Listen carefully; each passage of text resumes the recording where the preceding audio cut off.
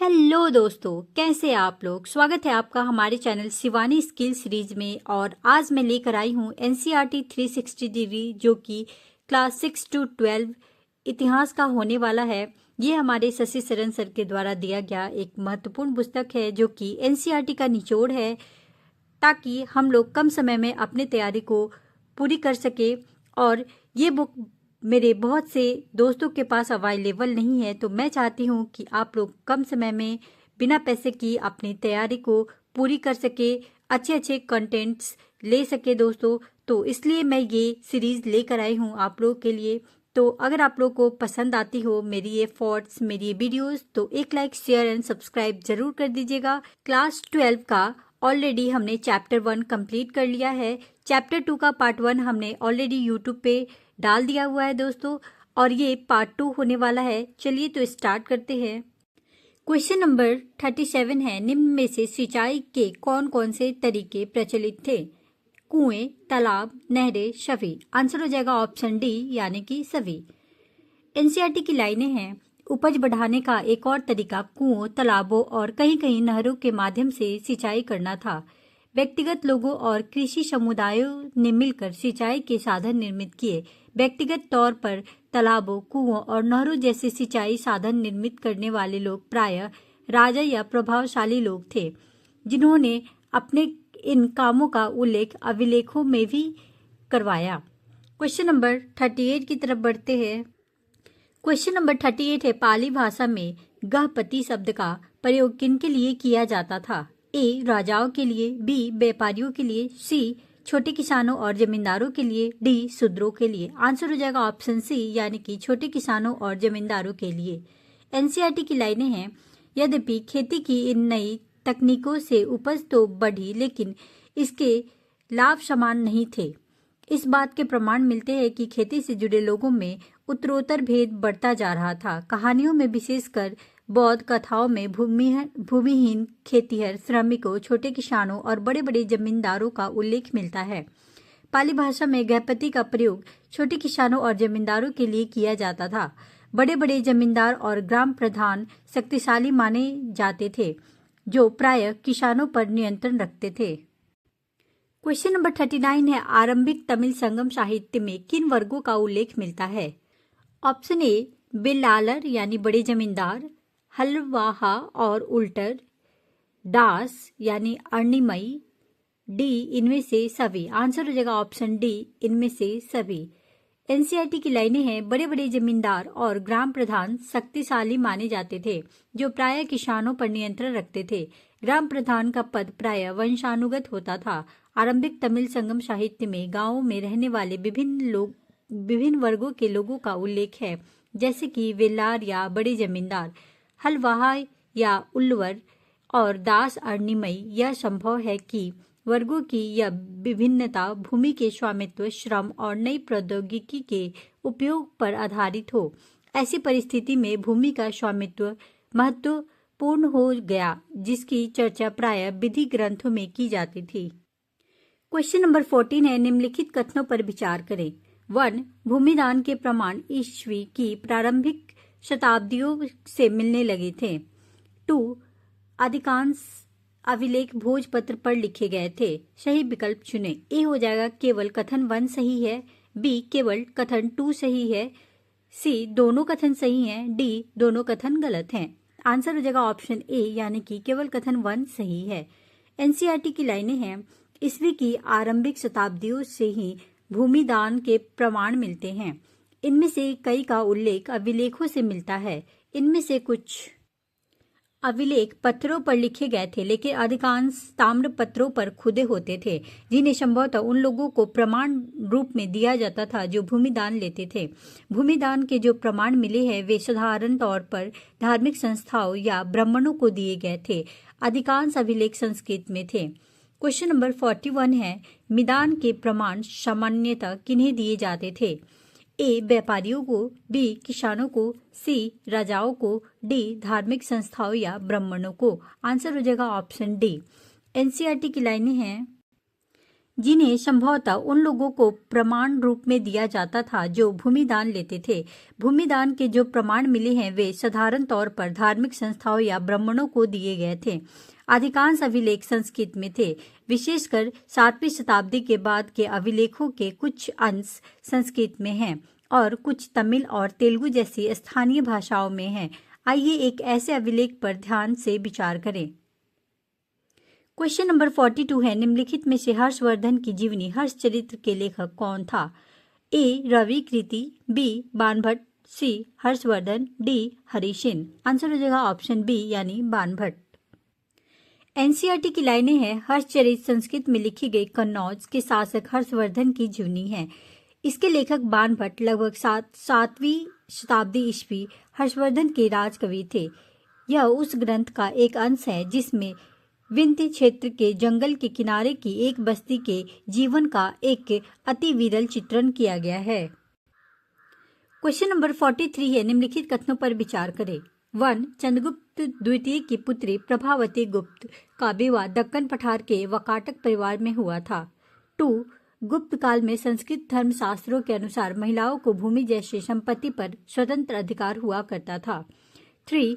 ईस्वी की आरंभिक शताब्दियों से ही भूमिदान के प्रमाण अभिलेखों में मिलता है।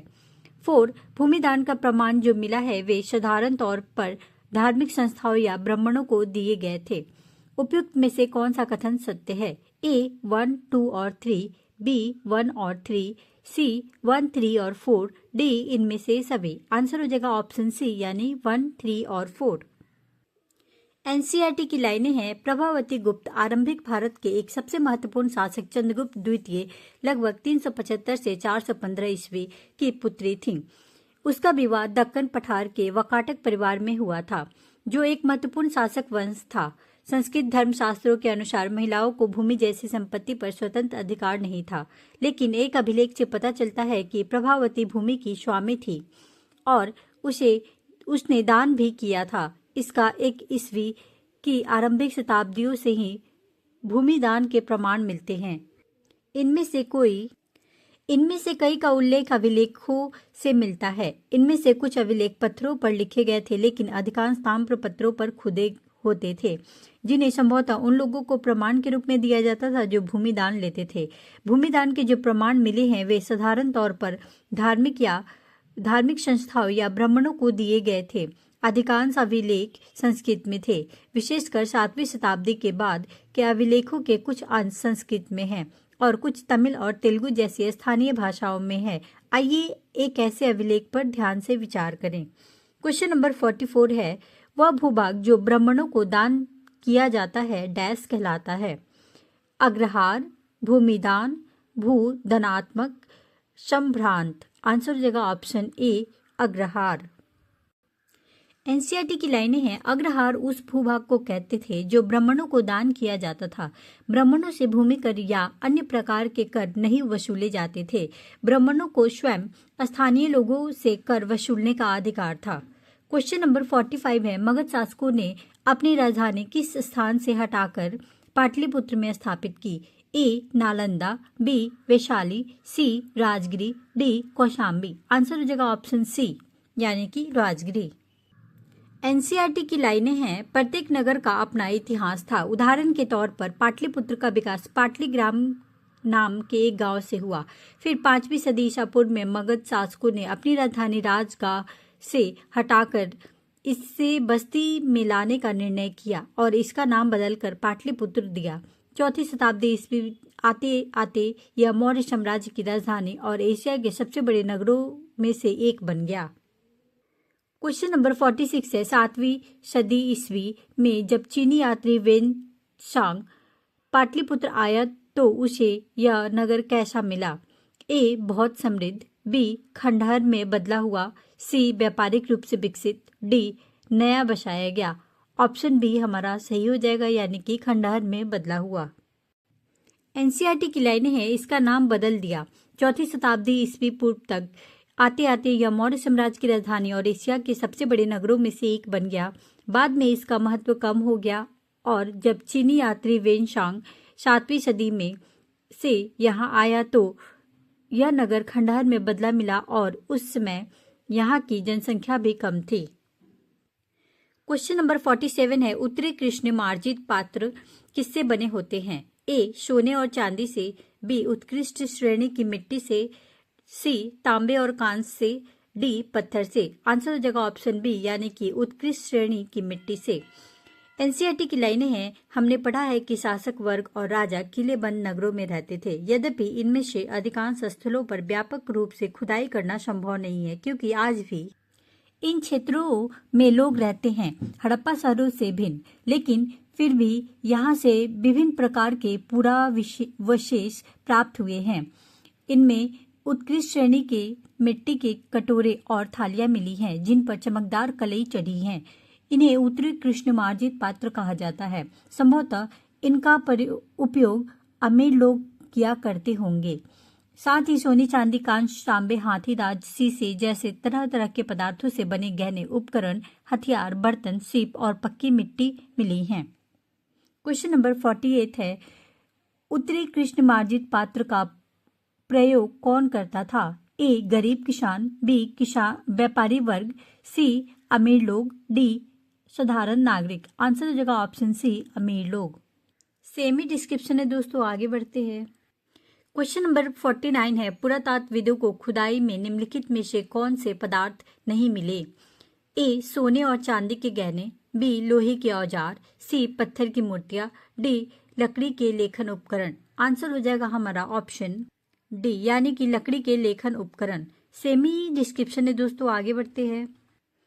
क्वेश्चन नंबर 50 है, उत्पादकों और व्यापारियों के संघ को किस नाम से जाना जाता था? ए. समिति, बी. पंचायत, सी. श्रेणी, डी. सभा। आंसर हो जाएगा ऑप्शन सी यानी कि श्रेणी। एनसीईआरटी की लाइनें हैं, कभी कभी उत्पादकों और व्यापारियों के संघ का भी उल्लेख मिलता है, जिन्हें श्रेणी कहा गया है। ये श्रेणी संभवतः पहले कच्चे माल को खरीदती थी, फिर उसे सामान तैयार कर बाजार में बेचती थी। यह संभव है कि शिल्पकारों ने नगर में रहने वाले संभ्रांत लोगों की बढ़ती मांग को पूरा करने के लिए कई प्रकार के लौह उपकरण का प्रयोग किया हो। क्वेश्चन नंबर 51 है, निम्नलिखित कथनों पर विचार करें। 1. 6वीं शताब्दी ईस्वी पूर्व में तक उपमहाद्वीप और उसके बाहर का व्यापार जल मार्ग अरब सागर से होते हुए उत्तरी अफ्रीका, पश्चिमी एशिया तक तथा बंगाल की खाड़ी से यह मार्ग चीन और दक्षिणी पूर्व एशिया तक फैल गया। 2. शासकों ने प्रायः इन मार्गों पर नियंत्रण करने और व्यापारियों की सुरक्षा के बदले में उनसे धन लेते थे। 3. रोमन साम्राज्य में काली मिर्च जैसे मसालों तथा कपड़ा व जड़ी बूटियों को बंगाल की खाड़ी में के रास्ते प्रशांत महासागर क्षेत्र तक पहुंचाया जाता था। उपयुक्त में से कौन सा कथन असत्य है?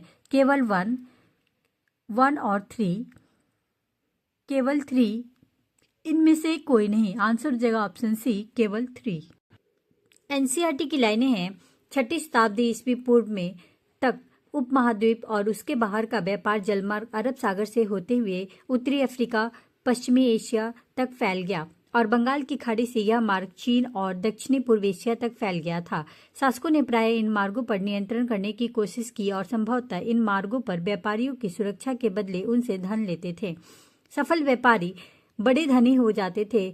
नमक, अनाज, कपड़ा, धातु और उससे निर्मित उत्पाद, पत्थर, लकड़ी, जड़ी बूटी जैसे अनेक प्रकार के सामान एक स्थान से दूसरे स्थान तक पहुंचाए जाते थे।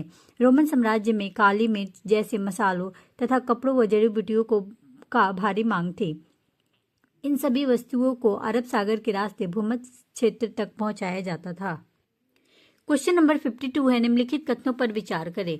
1. 6वीं शताब्दी ईस्वी पूर्व में व्यापार के लिए सबसे पहले चांदी और तांबे के आहत सिक्कों ढाले गए। 2. आहत सिक्कों पर बने प्रतीकों की पहचान गुप्त राजवंश के प्रतीकों से की गई। 3. शासकों की प्रतिमा और नाम के साथ सबसे पहले सिक्के हिंद यूनानी शासकों ने जारी किए थे। 4. सोने के सिक्के बड़े पैमाने पर प्रथम शताब्दी ईस्वी में कुषाण राजाओं ने जारी किए थे। उपयुक्त में से कौन सा कथन सत्य है?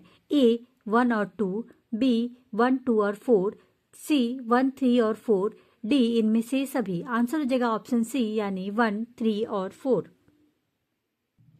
एनसीईआरटी की लाइनें हैं, व्यापार के लिए सिक्के के प्रचलन से विनिमय कुछ हद तक आसान हो गया था। चांदी और तांबे के आहत सिक्के 6ठी शताब्दी ईस्वी पूर्व पहले ढाले गए और प्रयोग में आए।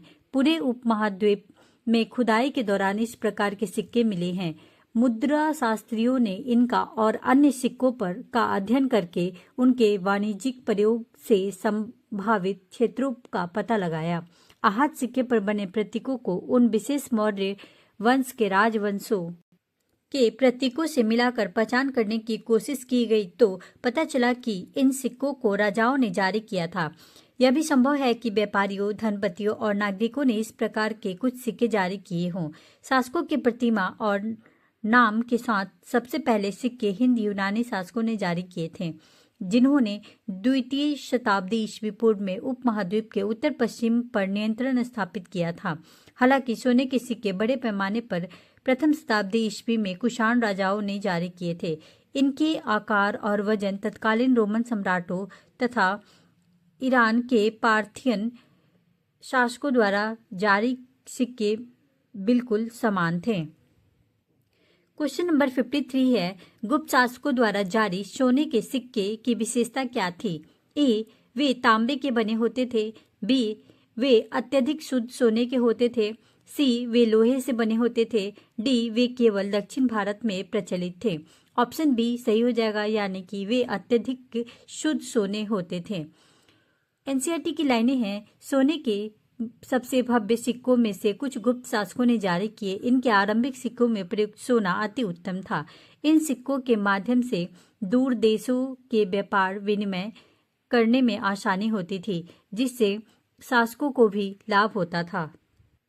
क्वेश्चन नंबर 54 है, 6ठी शताब्दी ईस्वी के बाद सोने के सिक्कों की संख्या कम होने का एक संभावित कारण क्या था?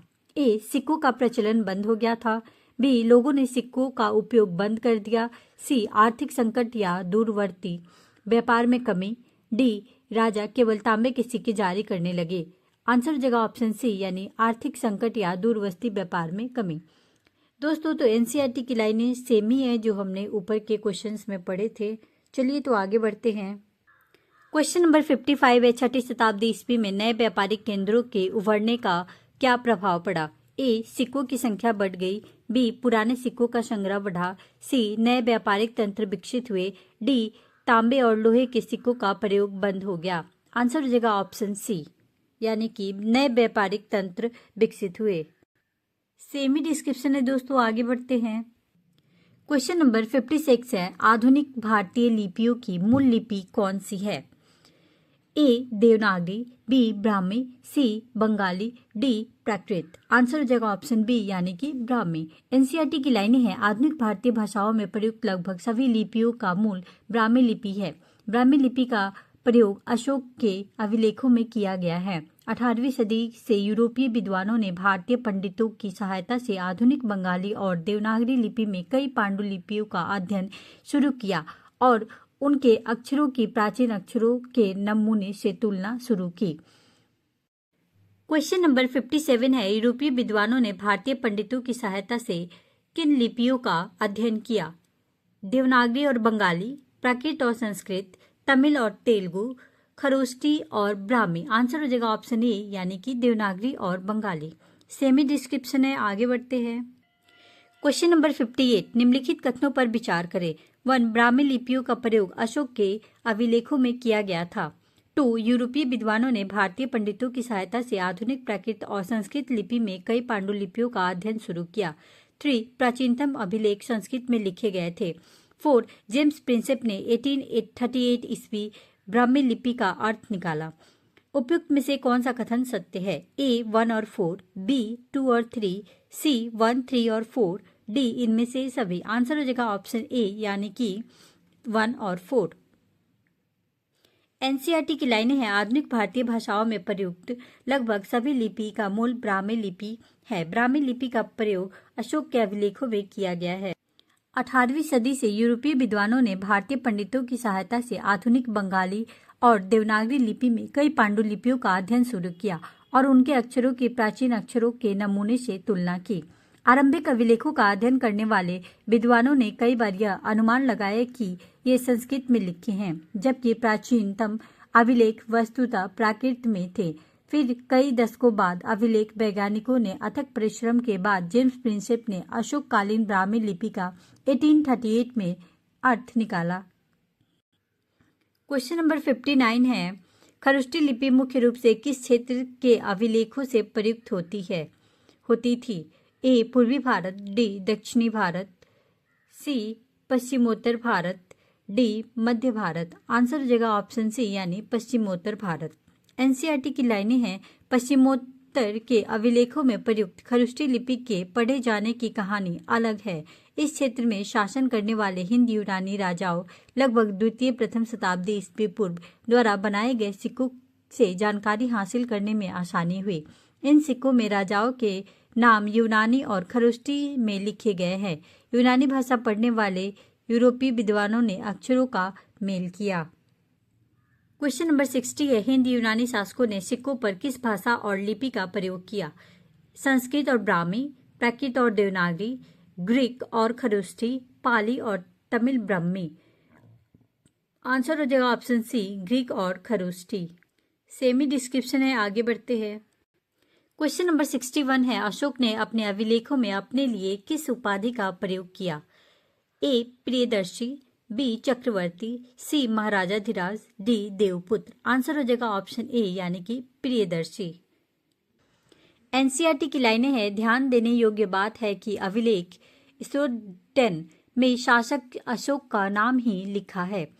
इसमें अशोक द्वारा अपनाई गई उपाधियों का प्रयोग किया गया है, जैसे कि देव नाम प्रिय अर्थात देवताओं का प्रिय और प्रियदर्शी यानी देखने में सुंदर। अशोक का नाम अन्य अभिलेखों में मिलता है जिसमें उनकी उपाधियां भी लिखी हैं।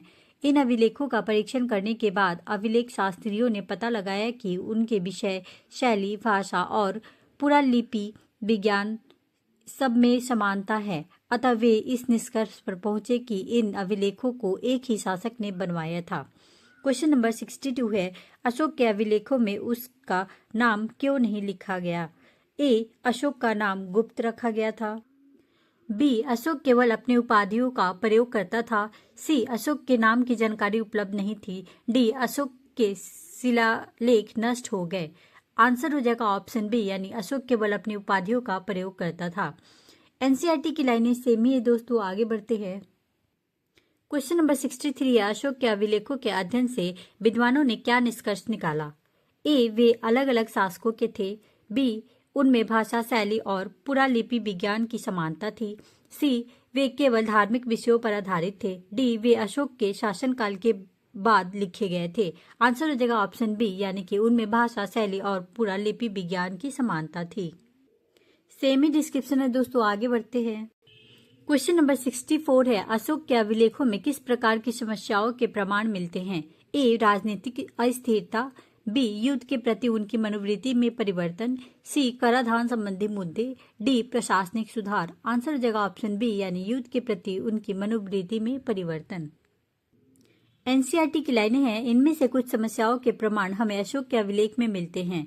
स्रोत 11 जिसकी संख्या प्राय अशोक की वेदना से प्रतिबिंब के रूप में की जाती है, साथ ही यह युद्ध के प्रति उनकी मनोवृत्ति में परिवर्तन को भी दर्शाता है। जैसा कि हम आगे पढ़ेंगे, यदि हम अभिलेख के शताब्दी अर्थ के परे समझने का प्रयास करते हैं तो परिस्थिति और भी जटिल हो जाती है। क्वेश्चन नंबर 65 है, अशोक की वेदना से जुड़ा अभिलेख उड़ीसा में क्यों नहीं मिला?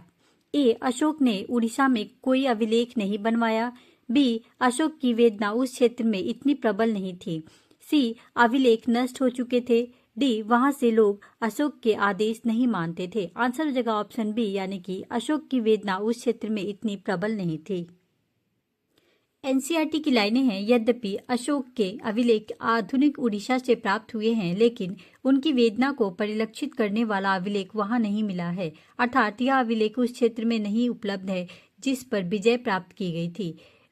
इसका हम क्या अर्थ लगाएं? क्या राजा की नौ विजय की वेदना उस क्षेत्र के लिए इतनी दर्दनाक थी कि राजा इस मुद्दे पर कुछ न कर सका? क्वेश्चन नंबर 66 है, निम्नलिखित कथनों पर विचार करें। ए अशोक के अभिलेखों में उनकी वेदना और युद्ध के प्रति उनके विचारों में परिवर्तन का उल्लेख मिलता है। 2 अशोक के कुछ अभिलेखों की भाषा प्राकृत उपमहाद्वीपीय में सभी जगह समझी जाती थी। 3. अशोक के सभी अभिलेखों उनकी सभी विषयों को दर्शाते हैं। उपयुक्त कथन में से कौन सा कथन असत्य है? ए. केवल 1, बी. केवल 3, सी. 1 और 3, डी. इनमें से कोई नहीं। आंसर हो जाएगा ऑप्शन बी यानी केवल 3। सेम ही डिस्क्रिप्शन है दोस्तों, आगे बढ़ते हैं दोस्तों। तो अब अध्याय 3 स्टार्ट होगा यानी बंधुत्व, जाति तथा वर्ग, आरंभिक समाज। तो अगले सेशन में हम अध्याय 3 को कवर करेंगे दोस्तों। अगर आप लोगों को मेरी ये वीडियोज, मेरी ये एफर्ट्स पसंद आई तो प्लीज़ एक लाइक, शेयर एंड सब्सक्राइब जरूर कर दीजिएगा दोस्तों। तब तक के लिए बाय बाय, टेक केयर।